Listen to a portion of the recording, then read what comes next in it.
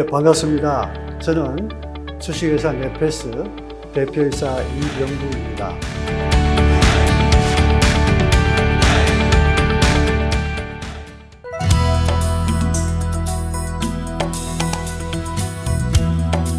제가 석세스 애티튜드라는 책을 했는데 여기 내가 나온 내용을 읽어볼게요.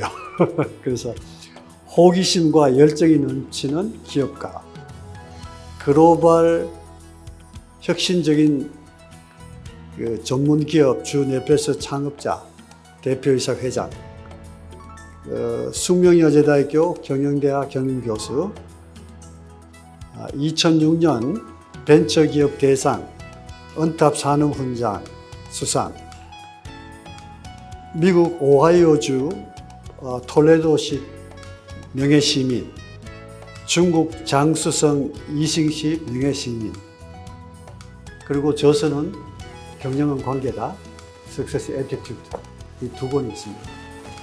저희 회사는 시스템 반도체, 그 다음에 소재 사업을 하고 있습니다. 5개의 제조 법인이 있고 그 중에 2개사가 코스닥에 상장이 되어 있습니다. 그리고 글로벌 화학 회사인 솔베이와 같이 합작회사 한 곳도 운영하고 있고요. 해외는 판매법인 3곳과 제조법인 3개사가 있습니다.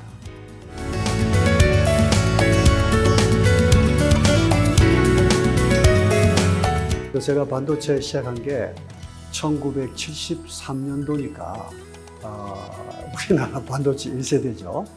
1991년도 10월 달에 제가 현재의 회사를 창업을 했는데, 그 당시에는 우리나라가 공정, 그 다음에 소부장, 이것이 전부 그냥 일본, 미국에 의존되어 있었어요. 국산화하는 게 거의 없었습니다. 그래서 이게 뭔가 우리가 국산화가 필요하다. 그래서 소재를 갖다가 우리가 국산화를 처음 시작했어요. 그게 이제 사업을 시작한 동기고, 어떻게 하든지 간에 우리가 반도체가 강국이 되려면은 해외 의존도를 낮추고 국산화해야 되겠다. 이 일념으로 지금까지 반도체 사업을 해오고 있고요. 이건 앞으로도 계속될 겁니다.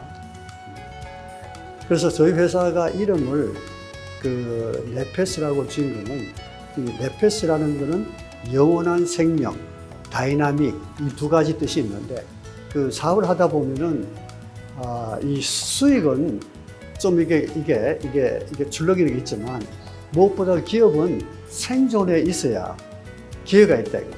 그래서 영원히 기업은 생존을 하는 게 가장 큰 의무고 기업이 해야 될 일인데, 명문 장수 회사가 되자, 이런 의미로 그냥 회사 이름을 그런 의미로 좀 바꾼 거죠.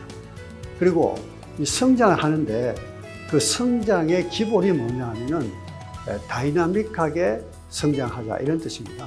근데 다이나믹이라는 뜻은, 원래 뜻은 이게 2가지가 이제 우리가 다이나마이트 뭐 이랬잖아요. 그렇게 폭발적으로 늘어나는 그런 거를 이야기하는 게 아니고, 겨울에 눈 밑에서 이 싹이 움트고, 그 다음에 봄에 햇빛에 의해서 이제 눈이 녹아나면은 거기서 이제 순이 올라오고, 여름을 지나면서 뜨거운 햇빛을 받으면서 이게 성장해서 가을에 튼실한 열매를 맺는, 이런 이 생명력이 있는 그렇게 성장을 하자 하는 게 저희 회사가 추구하는 바입니다. 근데 요즘은 이 가치관들이 많이 변해가지고 짧은 시간 동안에 확 성장하는 것을 원한다고, 그걸 다 좋아한다. 그거는 이 짧은 시간 동안에 급격한 성장을 하면은 그 성장 속에 부작용이 많이 들어있어요. 그리고 그 성장은 반드시 독이 들어있다. 생명력은 점진적으로 이게 자라는 거지, 생명력이 있는 게 사람이 갑자기 이렇게 어린애가 어른 될 수 없잖아요. 동물도 생명력이 있는 거는 점진적인 이게 성장을 이룬다, 이런 이야기예요. 그래서 우리 네페스는 장수 기업이 되기 위해서는 점진적인 성장, 이게 기본적인 생각이다. 그러니까 이게 이제 저희 회사의 사명부터 시작해서 경영의 가장 그 기반을 이루고 있는 겁니다.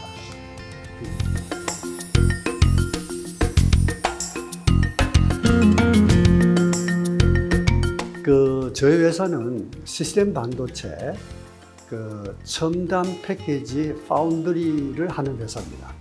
그래서 그 파운드리를 저희가 턴키 솔루션을 가지고 이 파운드리 비즈니스를 합니다. 파운드리를 하기 위해서는 공정 기술이, 요소 기술들을 많이 가지고 있어야 돼요. 그래야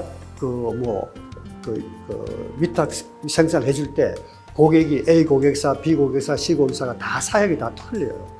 그런 걸 다 이게 흡수할 수 있어야 되기 때문에 우리가 기반 기술이, 공정 기반 기술을 저희가 굉장히 탄탄하게 가지고 있어요.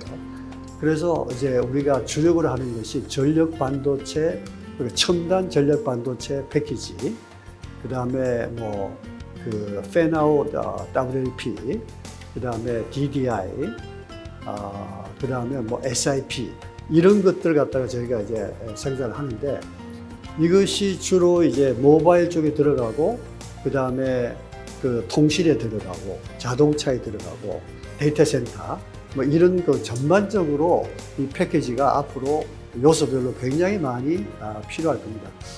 전공정 팹에서 EUV 공정 이런 걸 이용해가지고 미세 공정 기술이 지금 굉장히 치열하게 있는데, 저희 회사의 독특한 기술들이 많이 있습니다. 그 중에 대표적인 걸 한 두 개 말씀드리면, 팬아웃 패키지를 할 때 이 패널 타입으로 이렇게 만듭니다. 이래야 우리가 만드는 것이 600 by 600 스퀘어로 만드는데, 이렇게 만들면은 12인치 웨이퍼가 5장이 그게 이 패널 하나에 들어갑니다. 그러니까 공정은 똑같이 흘러가는데, 이게 12인치 하는 것보다도 이게 5배의 생산 효율이 있으니까 이게 경쟁력이 굉장히 좋죠. 그다음 또 한 가지는 단품 패키지도 있지만, 이제는 칩셋이나 이런 모듈화가 이제 많이 되는데, SIP라는 게 있습니다. SIP. 그게 시스템 인 패키지인데, 칩이 여러 개가 하나의 패키지로 만들어집니다. 근데 그것이 지금 현재는 PCB 베이스에다가 그걸 만들기 때문에 이게 경박 단소가 안 됩니다. 그래서 지금 안 그래도 어떤 현상이 일어나냐면, PCB가 전 세계적으로 숏해지예요. 저희 회사는 PCB가 필요가 없어요. PCB가 필요가 없으면서 이제 굉장히 작게 만들 수 있는 기술이 있기 때문에 우리만의 기술인 NSIP라는 것이 지금 여러 고객들로부터 지금 러브콜을 지금 현재 받고 있습니다.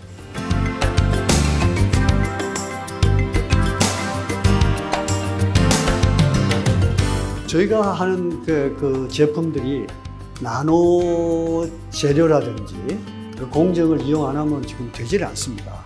그래서 한 90% 이상이 나노 기술을 적용하고 있다고 보면 됩니다. 시대 변화에 따라 가지고 나노 기술의 중요성이 대두가 된 지 오래됐어요. 처음에는 나노 기술의 안전성에 문제가 있다 해가지고 사람들이 굉장히 꺼렸거든요. 이제는 나노 기술이 적용 안 되고는 경쟁력을 가질 수가 없어요. 첨단 제품 만들 수가 없어요. 굉장히 중요하죠. 그래서 나노 기술에 대한 국가적인 K 반도체 마찬가지로 K 반도체 거기에 소부장이 들어있잖아요. 거기에 소재 쪽은 거의 다가 나노 기술이 들어요. 그거 나노 기술이 없으면은 이 나노 회로가 형성이 안 되니까 굉장히 중요하죠. 그래서 이 나노 기술은 제가 봤을 때 국가적으로 좀 더 관심을 가지고 이 분야를 지원을 하고, 또 여기 인력도 확충을 하고, 그 다음에 산업을 활성화시켜야 되는데, 가장 나노 산업 중에서 가장 핵심되는 부분이 사실은 소재거든요.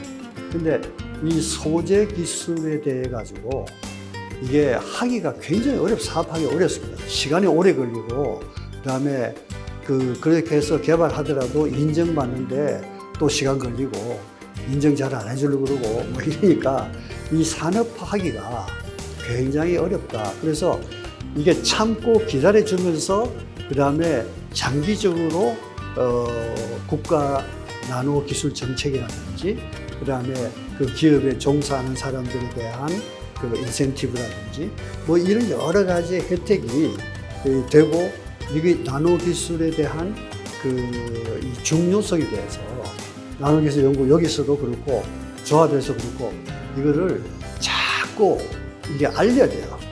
알려가지고 그 사람들이 나노에 대한 인식이 좀 바뀌도록 해야 되는 게 가장 큰 지금 문제.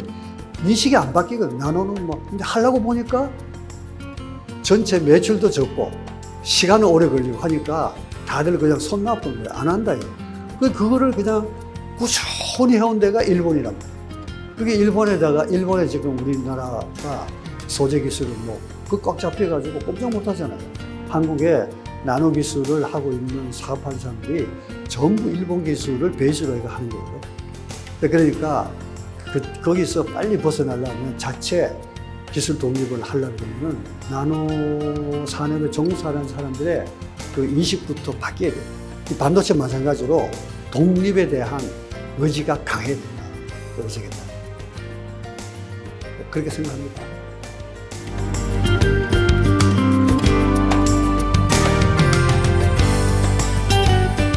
기업은 어떤 기업이든지 간에 그 주기적으로 어려움이 닥칩니다.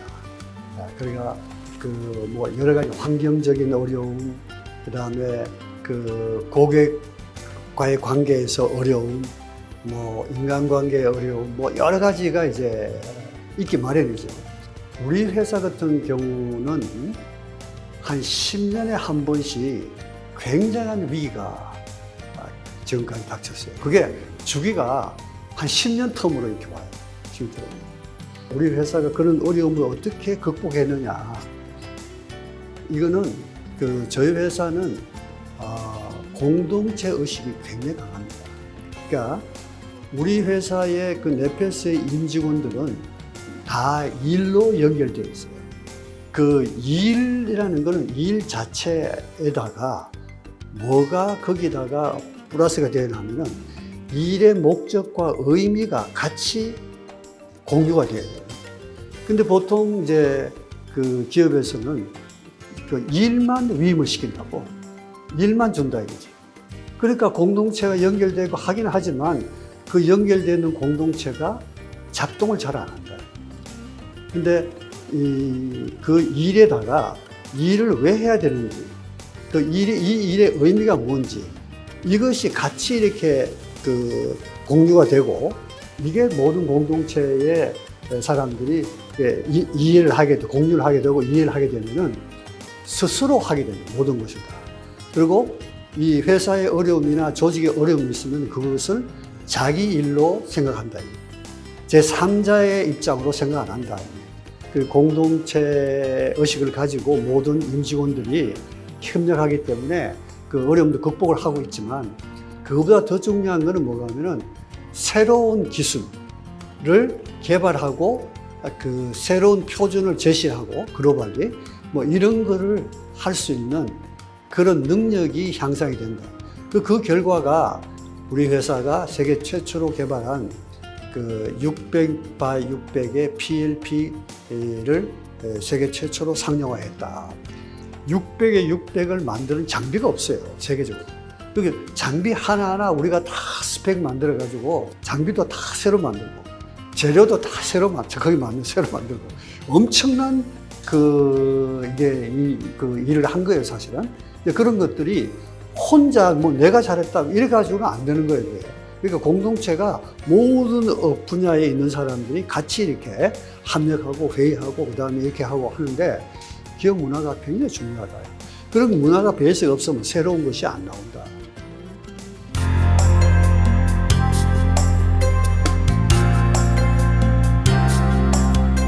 이게 제일 중요한 게 이겁니다. 창업할 때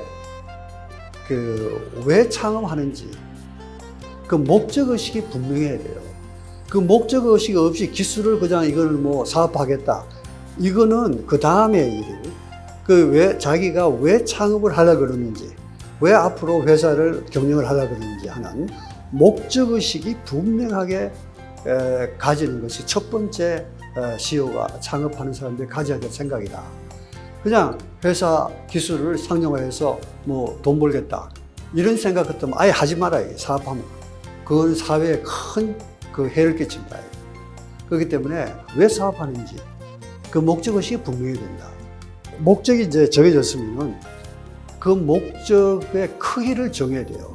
그 크기를 정한다는 건 뭐가 하면은 그 꿈이죠. 꿈, 비전. 비전을 분명하게 해야 된단 말이에요.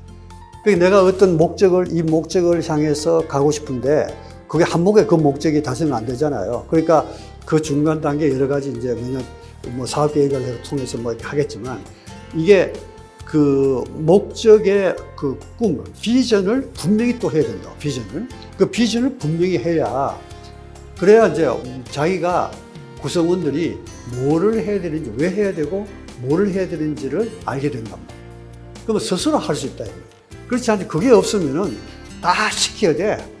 전부 그냥 이렇게 시켜야 한다. 안 그러면 자기 멋대로 잘 할 수가 없다. 그 두 가지가 굉장히 중요하다. 이렇게 생각이 하고요. 책을 많이 읽고 생각을 많이 해서 그 생각들이 조각조각된 생각들이 이렇게 축적이 돼가지고 그 가치관이 형성이 돼요.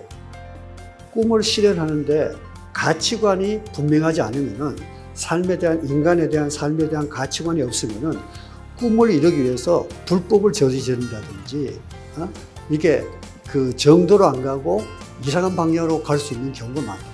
가치관이 확실히 정립된 사람은 그런 짓을 안 한다. 그러니까 가치관이 없기 때문에 그렇게 돼요.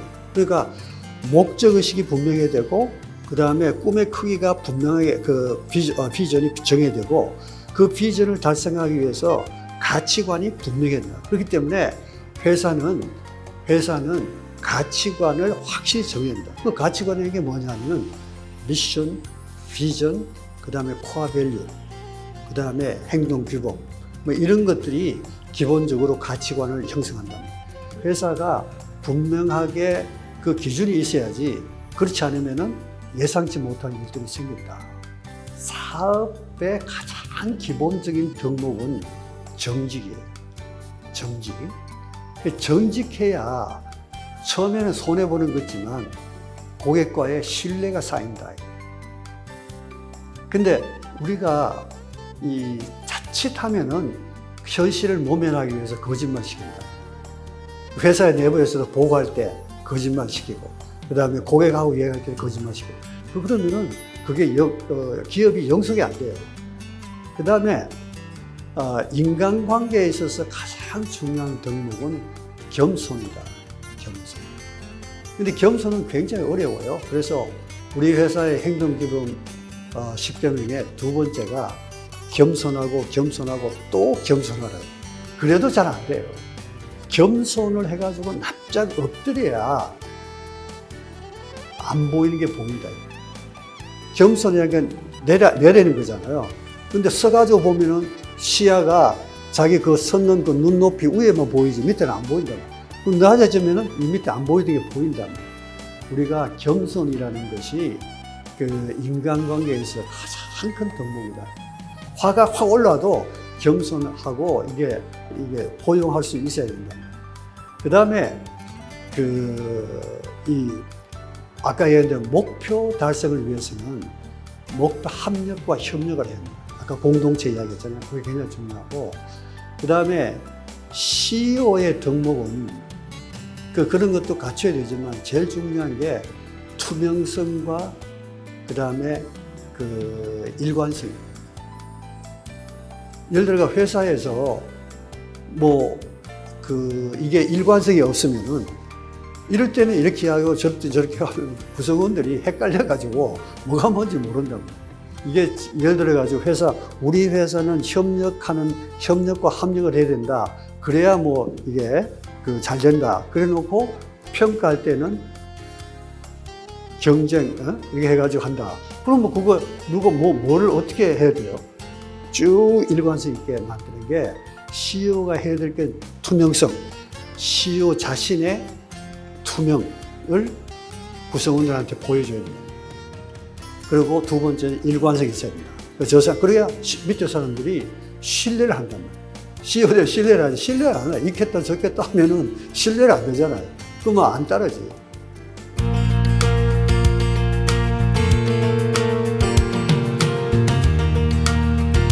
지금 각 기업들이 뭐 대기업도 마찬가지고 중견 중소기업 마찬가지지만 인력 수급도 문제고 수급하는 사람들이 이직이 지금 현재 굉장히 큰 이슈예요.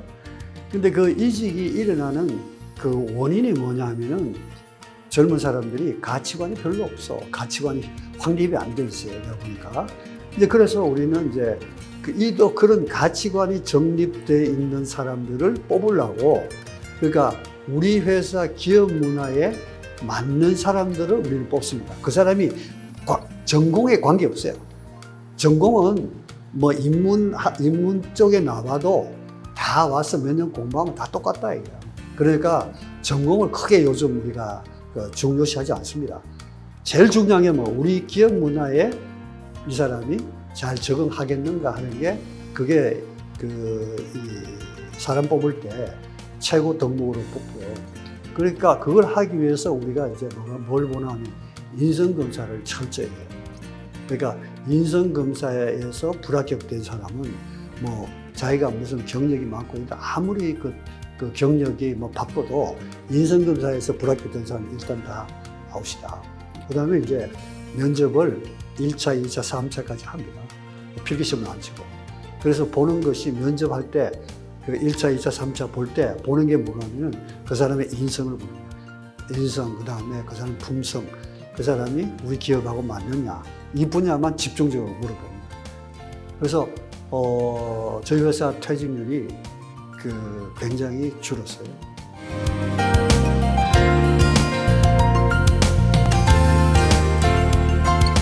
그러니까 창업을 하든지 취업을 하려고 하는 사람들, 그 다음에 일반 뭐 경영하는 것도 마찬가지지만 제일 중요한 거는 현재 자기한테 주어진 그 일, 그 다음에 그에 대해서 최선을 다하는 거예요.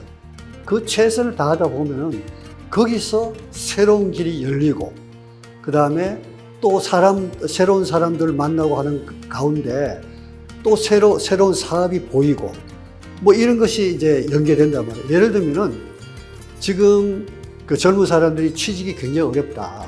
근데 취직이 어려운 이유가 뭐 여러 가지 있겠지만 이게 좋은 일자리라고 생각하고 대기업만 주로 가려고 하다 보니까 중소 중견기업에는 인력이 부족한 현상이 있는단 말이에요. 거기는 그 소수의 사람들만 가지 많은 사람들이 못 간단 말이에요. 그러니까 집에서 뭐 그냥 계속 그 기회만 기다리고 있다.